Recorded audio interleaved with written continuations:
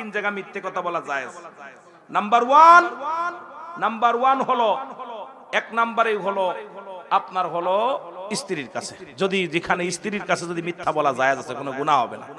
Number দুই হলো আপনার যুদ্ধক্ষেত্রে। নাম্বার তিন ফিতনা ফাসাদ ছাড়ানোর জন্য। এই তিনটা জায়গা যেখানে যুদ্ধক্ষেত্রে বা জীবন বাঁচার জন্য মিথ্যা বলা জায়েজ।